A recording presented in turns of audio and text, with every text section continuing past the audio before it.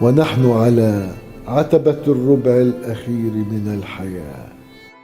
لا يمكن إضافة وقت لحياتنا، لكن يمكن إضافة حياة لوقتنا. نحن وصلنا للربع الأخير من العمر، أو ما يسمى بخريف العمر، فالسنون ذهبت وأخذت معها الشباب والقوة.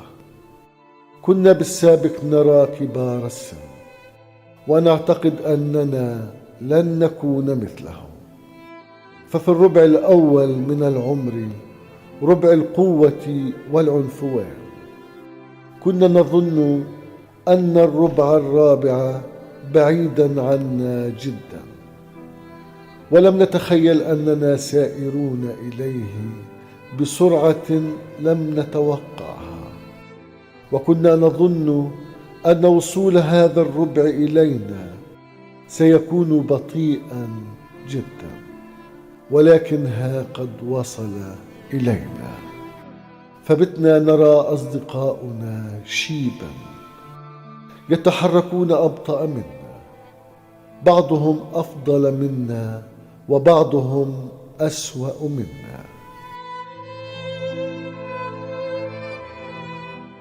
أصبحنا نغفو بمكاننا دون رغبتنا، ولكن صرنا نقدر النعم التي نرفل بها أكثر من سابق عهدنا.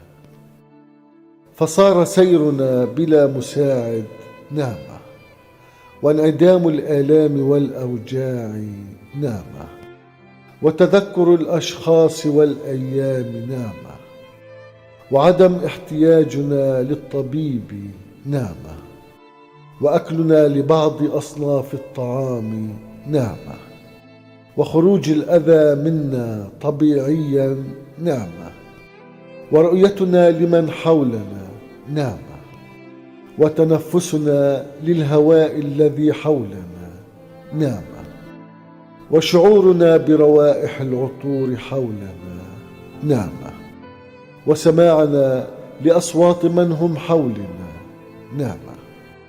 والله سبحانه يقول: وإن تعدوا نعمة الله لا تحصوها إن الإنسان لظلوم كفار.